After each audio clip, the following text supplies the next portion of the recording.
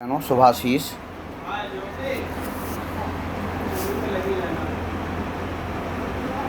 आज हम आपको पाठांत प्रश्नोत्तर समझाएंगे।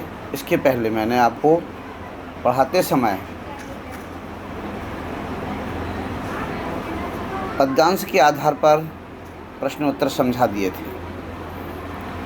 कविता के साथ के प्रश्न हैं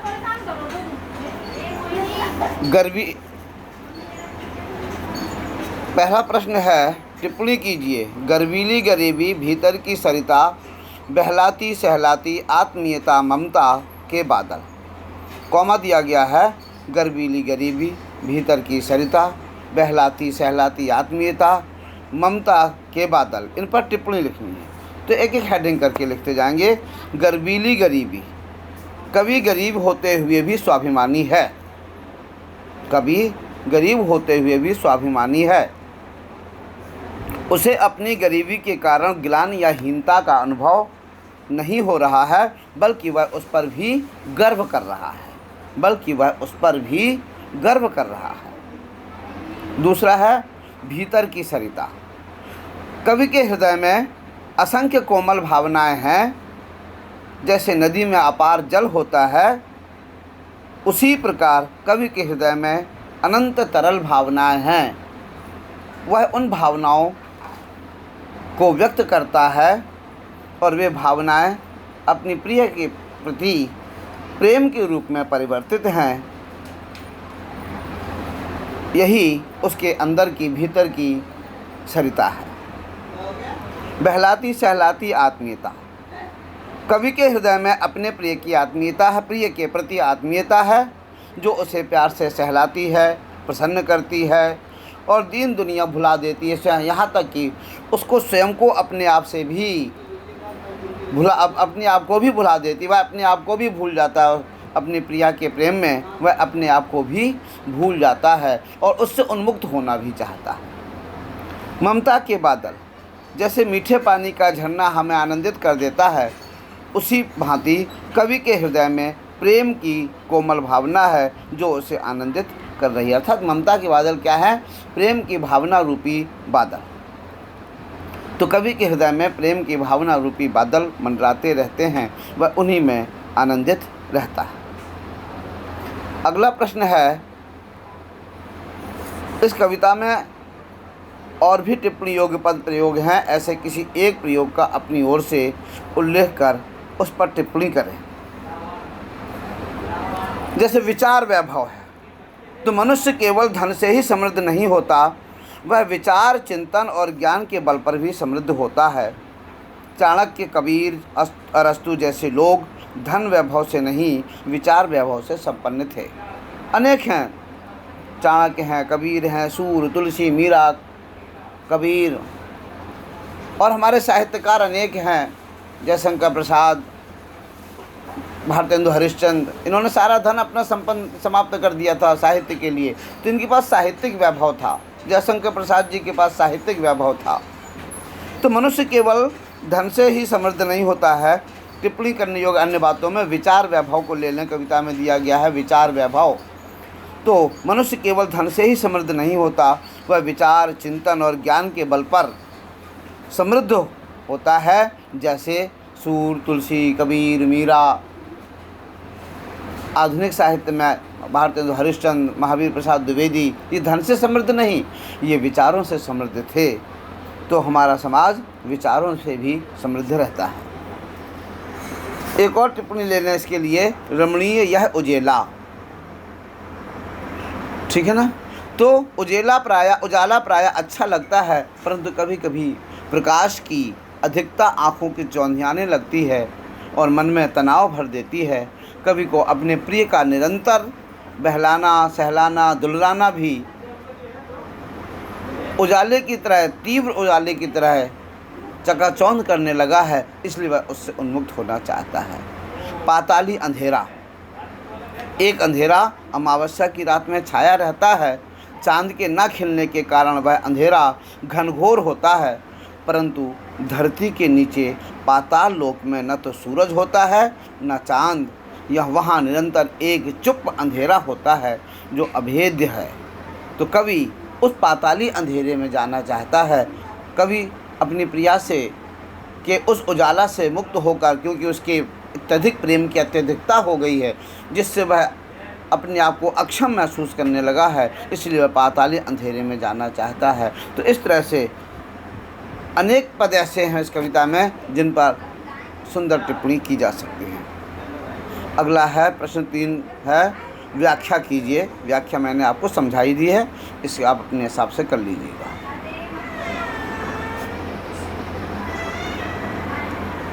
अब है अगला प्रश्न नंबर 4, इसको भी व्याख्या ही करनी है और इस गद्यांश के आधार पर आपको प्रश्नों के उत्तर लिखने हैं। पद्यांश के आधार पर तुम्हें भूल जाने की, दक्षिणी ध्रुवी, अंधकार, अमावस्या, शरीर पर, चेहरे पर, अंतर में, पालू में, झेलू में, उसी में, नहालू में, इसलिए कि तुमसे ही परिवेष्टित आच्छादित रहने का रमणीय यह उजेला अब सहा नहीं जाता। यहाँ अंधकार अमावस्या के लिए क्या विशेष इस्तेमाल किया गया है और उसमें विशेष में क्या अर्थ जुड़ता है, ये प्रश्न है पद्यांश के आधार पर। वैसे मैंने पद्यांश के आधार पर प्रश्न करवा दिए, इसके आधार पर भी सुन लीजिए। अंधकार अमावस्या के लिए दक्षिण ध्रुवी विशेषण का इस्तेमाल किया गया है। इस विशेषण के प्रयोग से विशेष्य अंधकार में और अधिक घनत्व आ गया है, घना अंधेरा और अधिक घुप हो गया। अर्थात दक्षिण ध्रुव में अंधकार और घना रहता है, अत्यधिक रहता है, इसलिए दक्षिण ध्रुव को विशेषण दिया है अंधकार का। दूसरा प्रश्न है, कवि ने व्यक्तिगत संदर्भ में किस स्थिति को अमावस्या कहा है? कवि ने व्यक्तिगत संदर्भ में अपने प्रिय के स्नेह से दूर, अकेले, एकाकी जीवन, निराश जीवन, निराशापूर्ण जीवन और वियोगमय जीवन को अमावस्या कहा है। अगला प्रश्न है, कवि अपने संबोध्य को पूरी तरह भूल जाना चाहता है, इस बात को प्रभावी तरीके से व्यक्त करने के लिए क्या युक्ति अपनाई है? रेखांकित अंशों को ध्यान में रखकर उत्तर दें। तुम्हें भूल जाना, अब तो सीधे सीधे रेखांकित अंशों पर ध्यान देते हुए कवि अपने संबोध्य, जिसको कविता संबोधित की है, कविता का तुम को पूरी तरह भूल जाना चाहता है, इस बात को प्रभावी तरीके से व्यक्त करने के लिए क्या युक्ति अपनाई है? तो इस तरह से इस बात को प्रभावी करने के लिए वह तुम्हें भूल जाना, अमावस्या की रात्रि, शरीर पर, अंतर में, अर्थात इन सभी स्थितियों में मैं तुम्हें भूल जाऊं, झेलूं मैं, अर्थात तुम्हारा वियोग को भी मैं झेलता रहूं। इस तरह से उसने इन रेखांकित आधारों पर अपने युक्ति बनाई है कि मैं तुम्हें भूल जाना चाहता हूँ, मैं अमावस्या की रात्रि की तरह बिल्कुल अंधकार में चला जाना चाहता हूँ, मैं उस अंधकार को शरीर पर और अंतर में प्राप्त कर लेना चाहता हूँ, झेल में और तुम्हारे वियोग की उस परम स्थिति को भी झेल जाना चाहता हूँ और अब उस अमावस्यापूर्ण रात अंधेरे में मैं नहा लेना चाहता हूँ, अर्थात संपूर्ण जीवन तुम्हारे बिना यापन कर लेना भी चाहता हूँ। तो कभी अपने को पूरी तरह भूल जाना चाहता है, वह मनस्थिति किसी अमावस्या जैसी ही होगी। वह अमावस जिसमें चांद का नामो निशान नहीं होता, कभी अपने प्रिय रूपी चांद से बिल्कुल अलग हो जाना चाहता है। वह उसके अभाव के अंधेरे में डूब जाना चाहता है पूरी तरह, शरीर से, चेहरे से, मन से। वह इस वियोग अंधकार में दुखी होगा, परंतु उसकी कामना है कि वह उसे झेले, और झेले ही नहीं बल्कि उस वेदना से पूरी तरह ओतप्रोत हो जाए। इसके लिए उसने नहालू का प्रयोग किया है। इस प्रकार कवि ने प्रिय के वियोग की वेदना को अंधकार में नहाने की कल्पना से प्रकट किया है। बहलाती सहलाती अगला है 5वां प्रश्न। बहलाती सहलाती आत्मीयता बर्दाश्त नहीं होती है और कविता के शीर्षक शहर से स्वीकारा में है में आप कैसे अंतर विरोध पाते हैं? चर्चा कीजिए। एक और उसने कहा कि मैं तुम्हें जो सब कुछ प्रिय है वह मैं शहर स्वीकार करता हूँ क्योंकि मेरा हर कष्ट तुम्हें प्रिय है, और दूसरी ओर उसका बहलाना सहलाना आत्मीयता जहाँ वह सबको सहर्ष स्वीकार कर रहा है, वहीं उसका प्रेम प्रदर्शन को वह बर्दाश्त नहीं कर पा रहा है। इस प्रकार दोनों ही विचारों में विरोधाभास प्रकट होता है। कविता की शीर्षक सहर्ष स्वीकारा है में कवि का आज तक की मनस्थिति पर प्रकाश डाला गया है। कवि ने अपने प्रिय से संबंधित हर चीज़ को प्रसन्नता से स्वीकार किया है, परंतु आज वह स्वीकृति उसे असहनीय लगी है। वह अपनी प्रिय से की आत्मीयता के सहारे बचना चाहता है, सहारे से बचना चाहता है, आश्रय से बचना चाहता है। इसके लिए वह उससे पूरी तरह दूर हो जाना चाहता है। इस प्रकार स्वीकार में से अस्वीकार का भाव उठ खड़ा हुआ, यह अंतर्विरोध द्वंद्व से जन्मा है। कविता के आसपास पहला प्रश्न है, अतिशय मोह भी क्या त्रास का कारक है? माँ का दूध छूटने का कष्ट जैसे एक जरूरी कष्ट है, वैसे ही कुछ और जरूरी कष्टों की सूची बनाइए। यह सत्य है कि अतिशय मोह दुखदायक होता है। वास्तव में जब किसी से मोह ज़्यादा हो जाता है तो उसका जब वियोग होता है तो वह कष्टप्रद ही होता है। बच्चा माँ का दूध पीता है, जिसके प्रति बालक के मन में बहुत मोह होता है, किंतु उसे एक दिन छुड़ाना तो पड़ता ही है। बालक इसे अपने लिए कष्ट समझता है। इस प्रकार के जीवन में अनेक कष्ट सहने पड़ते हैं। यथा जब कोई बालक घर से दूर पढ़ने जाता है, तब वियोग के कारण कष्ट होता है बालक को। माँ बाप दोनों महसूस करते हैं कष्ट को, किंतु सहना ही पड़ता है। युद्ध में जाने के लिए वीर सैनिकों को उनकी माताएं, उनकी पत्नियां उत्साहपूर्वक भेजती तो हैं, लेकिन कष्ट तो होता ही है अलग होने का।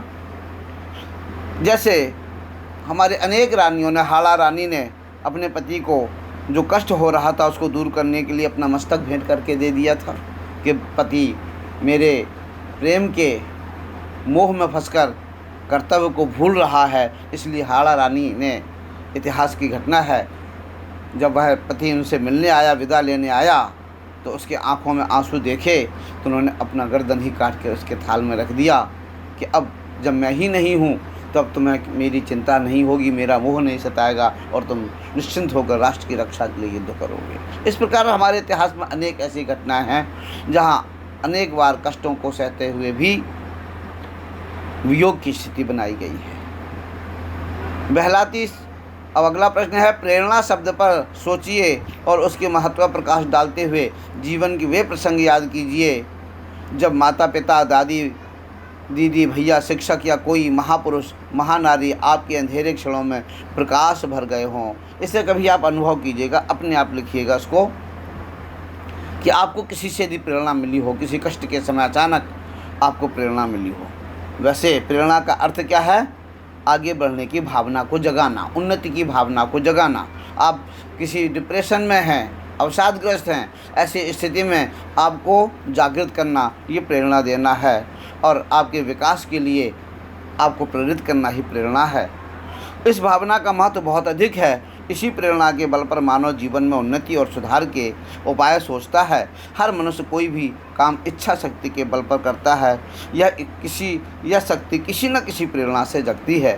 प्रायः हमारे परिजनों में से कोई हमें प्रेरणा देता है। माता पिता, भाई बहन, गुरु, शिक्षक, महापुरुष, उनकी घटनाएं, उनके संस्मरण हमको प्रेरणा देते रहते हैं। हमारे मित्र आदि सभी लोग हमको प्रेरणा देते हैं। तो ऐसी कोई घटना आप अपने आप लिखिएगा जब आपको प्रेरणा मिली हो। अगला प्रश्न है चौथा, भय शब्द पर सोचिए कि मन में किन किन चीज़ों का भय बैठा है, उससे निपटने के लिए आप क्या करते हैं और कवि की मनस्थिति से अपनी मनस्थिति की तुलना कीजिए। तो भय मीन्स डर। व्यक्ति को भय, हर व्यक्ति के अंदर भय है, कहीं ना किसी से भय है। अपने गुरुजनों का भी भय हो सकता है, अपने पिताजी का भय हो सकता है, किसी व्यक्ति का भी भय हो सकता है। तो भय के अनेक रूप हैं। प्राप्ति की रक्षा और अप्राप्ति की आशंका से व्यक्ति भयभीत रहता है। मन में बैठे तरह तरह के भय की सूची बनाना संभव नहीं है, क्योंकि इसका क्षेत्र विस्तृत है और आपको भयों के अनेक रूप हैं। न जाने किन किन चीज़ों से आपको भय लगता होगा। किसी को गलत कार्यों से भय लगता कि मुझसे कोई गलत कार्य ना हो जाए, मुझसे अनुशासनहीनता ना हो जाए। किसी को अपने से किसी बड़े व्यक्ति से भय लग सकता है। किसी को रात्रि में बाहर निकलने में भय लग सकता है। तो इसकी सूचियाँ अनेक हैं। इस पर ये परीक्षा उपयोगी प्रश्न भी नहीं है, इसलिए इसको केवल अपने मन से जैसा आए वैसा आप लिख सकते हैं। इस तरह से पाठ के अंत के प्रश्न ये संपूर्ण हुए और हरिओम नमो नारायण।